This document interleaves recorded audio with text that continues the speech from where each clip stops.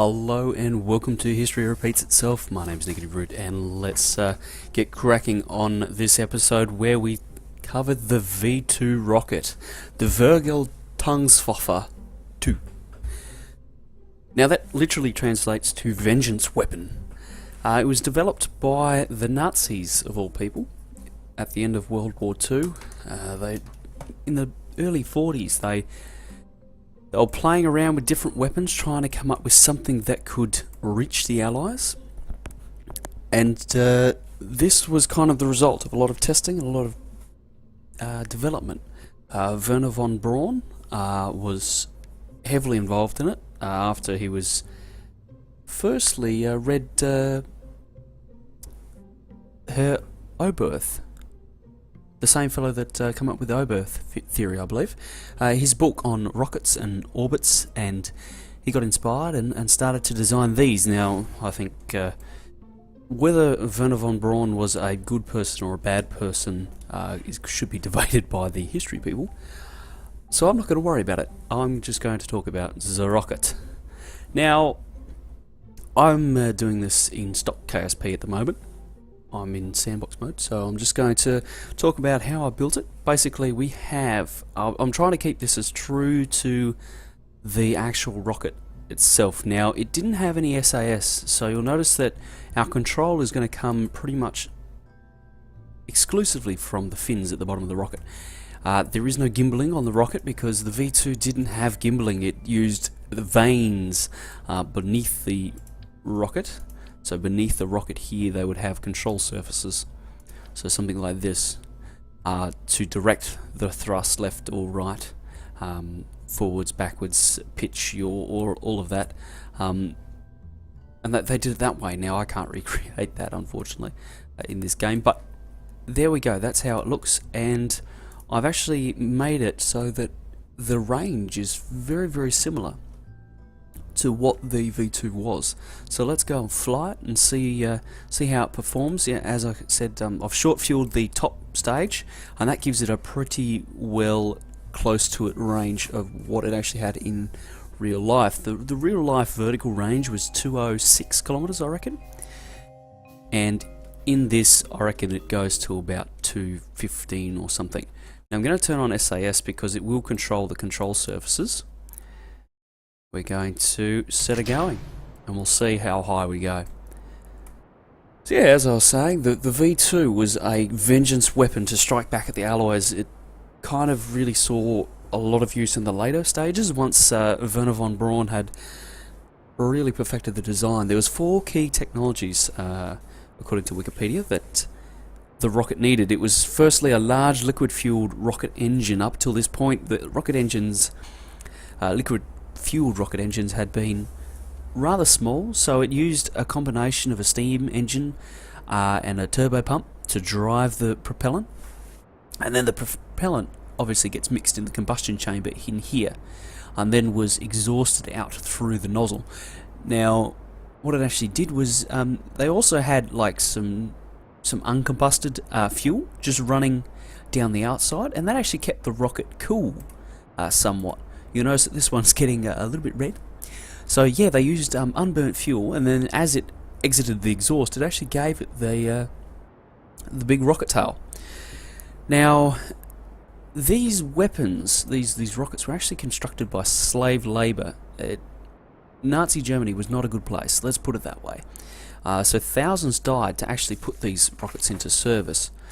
Now let's have a look at our apoapsis. So 219, that's pretty close. Without finer control over my fuel, I couldn't do any better. So what the rocket, basically, it never really flew like this. Let's just revert. Oh well, no, that's going to take us too long. Let's revert the flight to launch. Actually, no, we're going to need to revert it to the vehicle assembly, because we're going to have a play around with, right, there it is, with bombardment mode.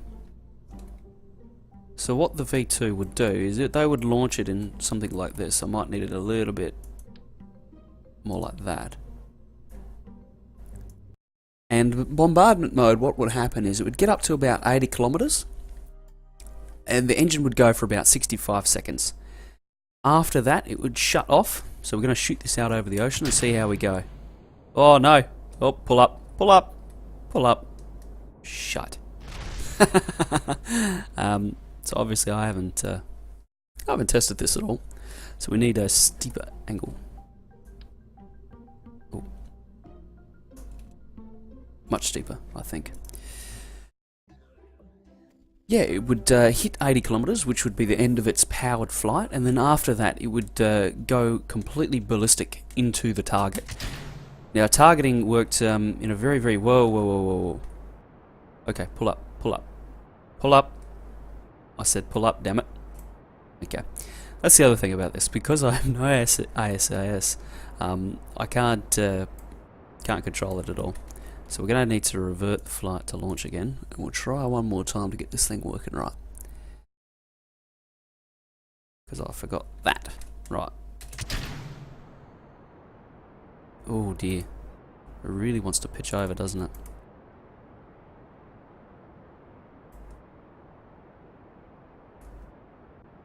Let's just see if we can get more lift. More lift. Oops.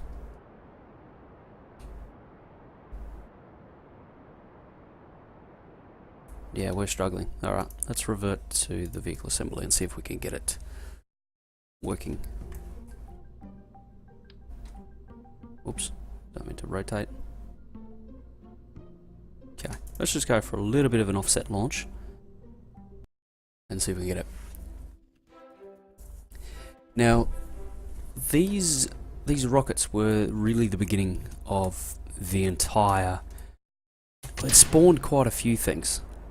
Like, for example, ICBMs. This was the start of the whole ICBM nuclear age. You know, having a weapon that could reach, you know, off your continent and onto another continent. That was something, you know, pretty powerful. Now we'll start to pitch here, I think, because we've just run out of yaw to keep it stable. That's alright.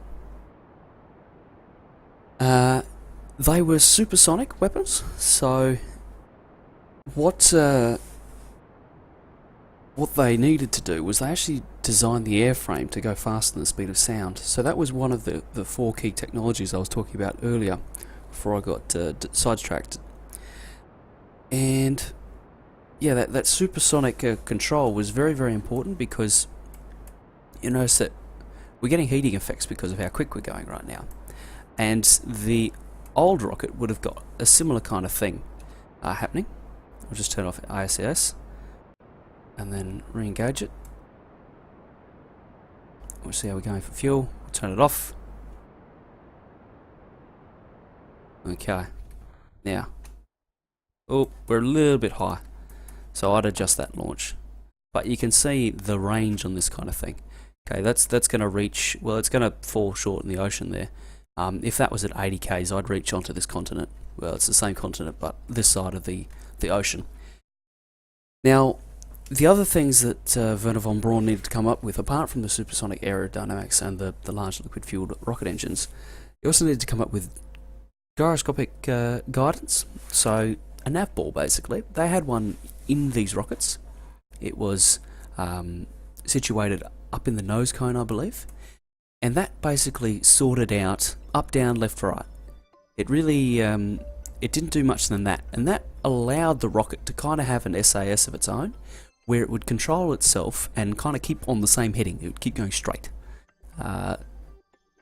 The last piece of technology they needed was rudders. So those control vanes I talked about below the rocket, they were the other thing that they needed before they could actually build the thing. Now, there was downsides to the weapon. They, even though they come up with this thing that could strike with no warning. Okay, remember it was supersonic, so they couldn't hear the planes because there were no planes. They couldn't hear the rocket engine because this thing was going faster than sound. The downside was it was pretty hard to aim accurately. Like, the rocket, the early guidance systems was, yeah, pretty much hold it straight. They really didn't have any kind of targeting, so they had to have pretty precise data on the azimuth, and they were always launching from a known location. They couldn't just roll this thing out in the field and let it rip. They would have to actually do a fair bit of maths to try and get it, somewhere near the target. Hitting a militarized target from a couple of 100 kilometers away, borderline impossible. Here's a really it's pretty morbid fact, but apparently more people died building the rockets than actually died from the bombardments, and most of those bombardments came down on civilian targets in Antwerp, London, and a few other Allied targets. But for the most part, Antwerp actually copped a hell of a beating from the V2s.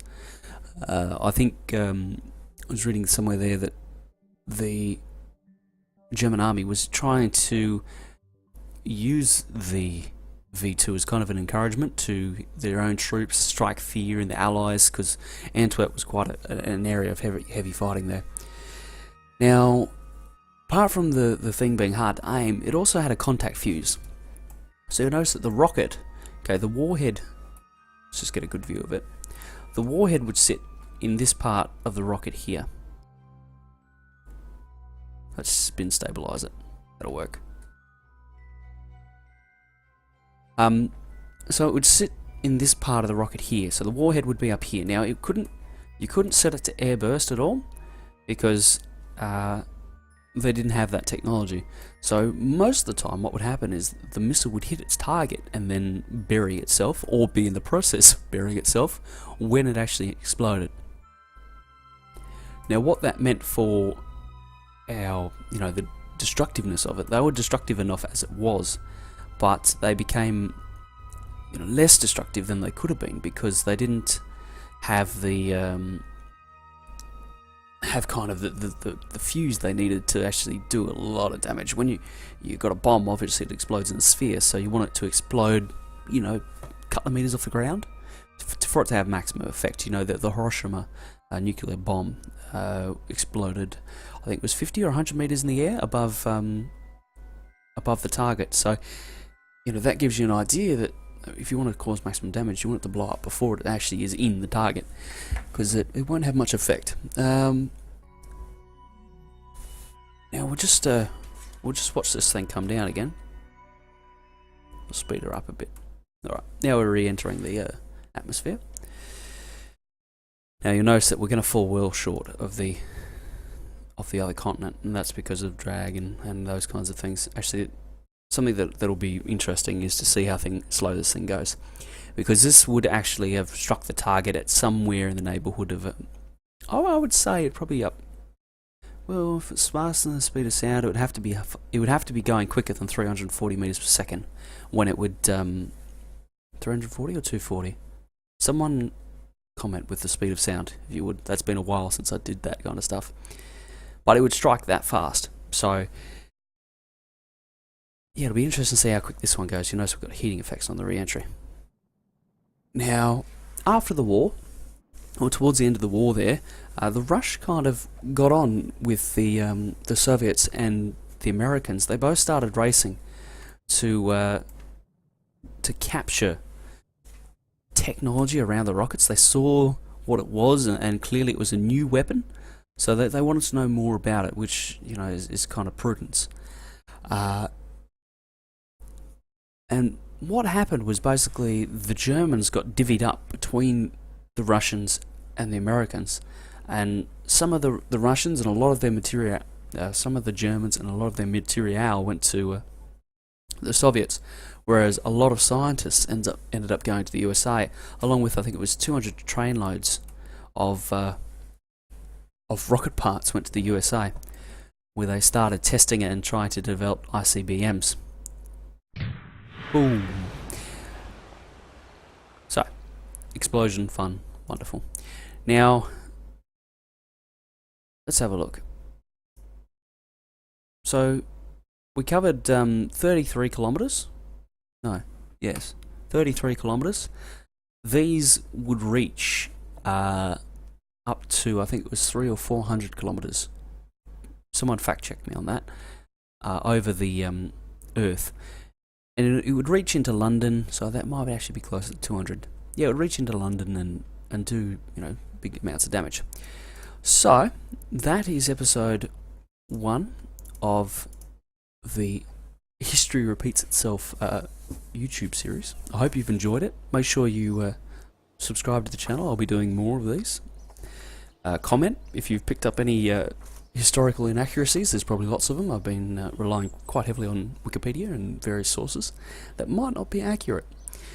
And next up, we'll be starting to talk about the first ICBMs and the first rockets to actually do something with space. Pretty much straight after when the Russians got the rockets, they started to scale it up, whereas the USA waited a little bit, and I think it was then that the Soviets got their initial lead in the space race. So we'll cover that later in other episodes. Until then, I've been Negative Root, and thank you very much for joining me.